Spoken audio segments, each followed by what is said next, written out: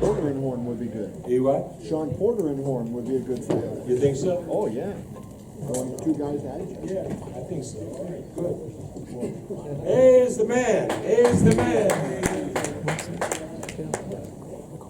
Why y'all looking so sad? I'm happy.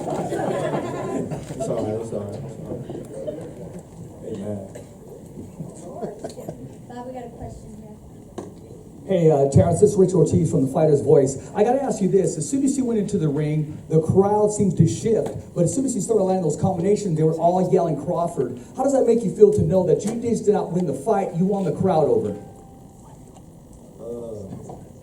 I think going into the fight, they all knew what they was up against, and they respected me from the jump. They just couldn't acknowledge it because their boy, was fighting me. So they had to ride with Jeff Horn. Thanks, sir. Terrence right in front. Congratulations. That was a great performance. It seems like you're getting better every time out. Do you feel like you're hitting your prime now where, you've gone through all these levels and now you're at 147 where you're going to stay and kind of, do your best work? Yeah, I feel like I'm getting better and better. I feel like I'm stronger. I'm more, energized. I feel like this is a great division for me. And the thing that, impressed me tonight was, how you were using your feet in there and, kind of creating angles for yourself to throw those punches and get out of there. Is that something you feel like is a level you've taken above? I know you've always had quickness and good feet, but it seems like tonight your footwork was really outstanding. If you watch me fight, it's the same thing, make my adjustments and catch them coming in if that's what they want to do, or go to them. The foot, you got to bring your feet with your hands. So it's something that we practice on. And my last question for you is, I just said I think, you and Errol Spencer are by far the two best guys out there. How do you think you would do against him, and you're going to be at his fight next week? I do well with him. I believe I do well with any welterweight in the division and so forth. Chance, how was your wind out there? Oh, I was loving it. I had that oxygen, that H2O. Terrence, there was a little bit of animosity between the camps this week. Over here, sorry. A little bit of a war of words during the week. Did that add to your motivation levels, and does it make the win any more satisfying tonight?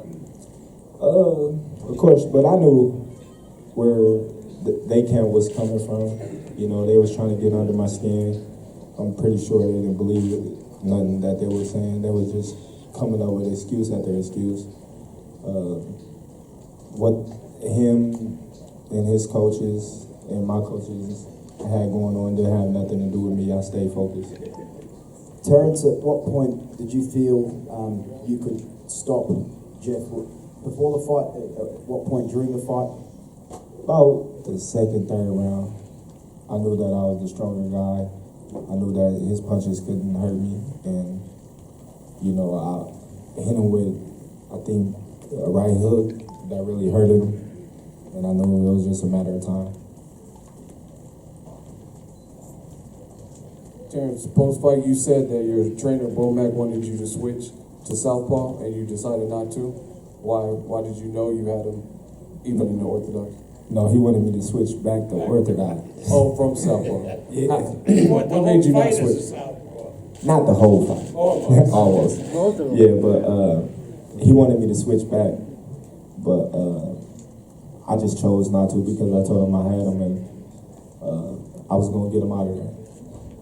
Terrence, you didn't want to talk about the future before the fight, but now that this is over, next fight maybe in October, do you have, is there someone that you want to go up against? Well, right now we're going to go home. We're going to enjoy this win.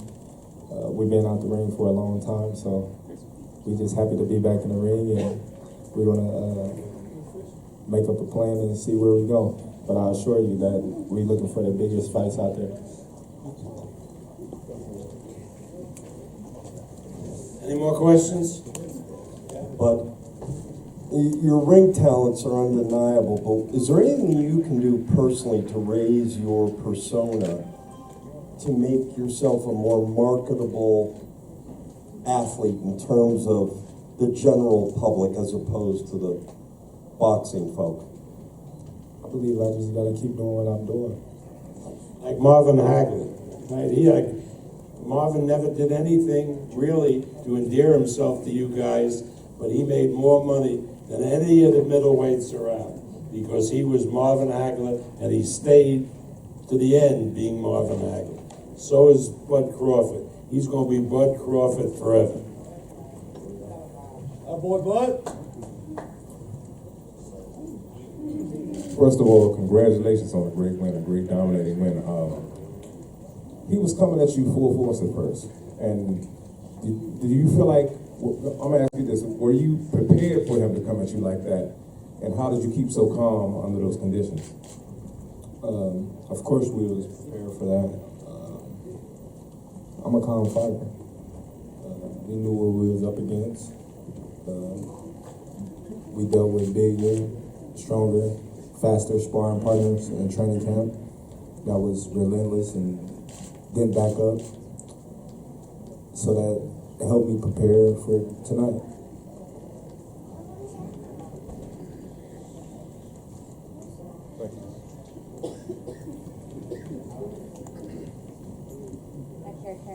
Back here. Just a short question. What does it feel like? Can you talk about the moment for being a 3-division world champion? It's quite a feat. Oh, it feels great. I'm a champion now. You know, I can call myself a champ again. Coming into this fight, I was the challenger, and I too much didn't like that. I wanted the title again, and now that I got that, now I can rest and assure you that I'll be back stronger and better next time. Terrence, was there anything Jeff did that surprised you at all? Not really. We knew everything he was going to do in there.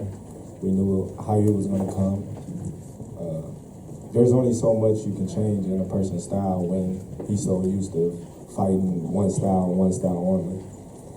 So we knew how the fight was going to go. We knew how he was going to come.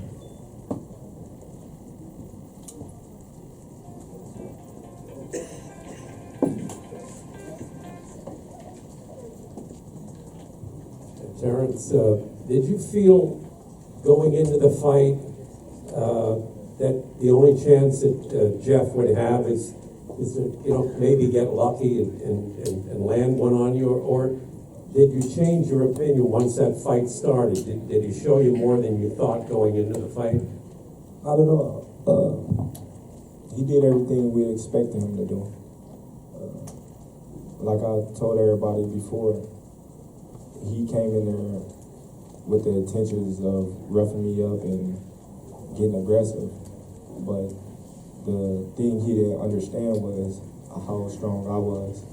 So I think they underestimated me a little bit on that aspect of the game. But once we got in there and he felt my strength, he too much, just wanted to dart in with the straight right. Terrence, Terrell Emerson from UNLV. The question that I have, you just kind of touched on it. Jeff said in the ring after the fight that you kind of shocked him in terms of power.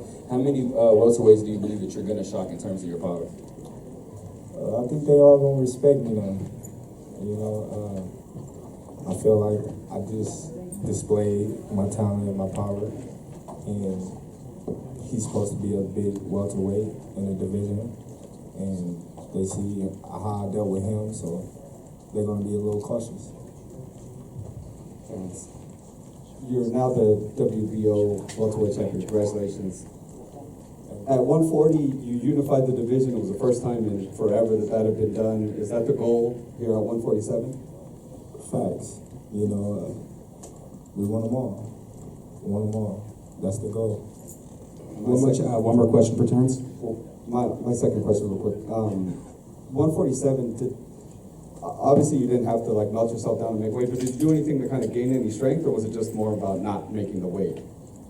Nah, the strength is always there. Credit my strength and conditioning coach, Jamie Belt, get me in the best of shape of my abilities. I got stronger in there, being that I didn't have to cut as much weight, and I think it showed today. Right here, Terrence. Congratulations on the win.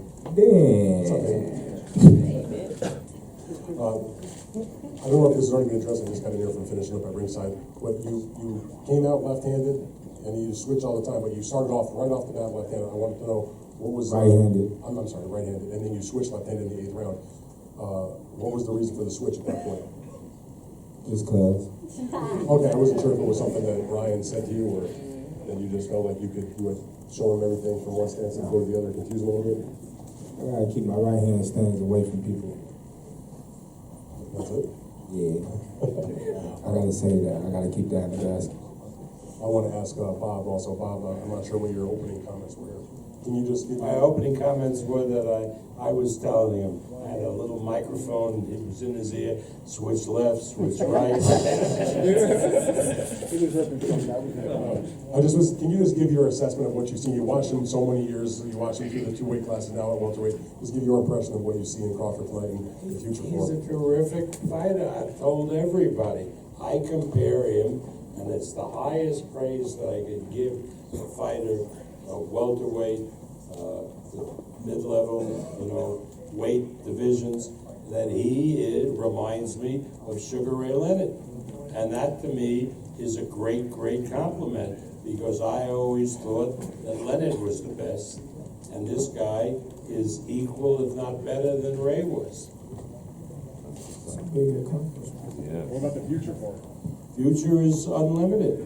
Unlimited. We're gonna, one thing with this ESPN platform, we have the dates, and we're going to have Bud fight as many times as he and Bomac want. If he wants to fight 3 times a year, if he wants to fight 4 times a year, we got the dates for it. So it's up to him as to how busy he wants to be. Let's get this money. Thank you, Terrence. Thank y'all. Let's bring the kid up. Let's bring another knockout for, where's Shakur? Hey, come on. Little Brown.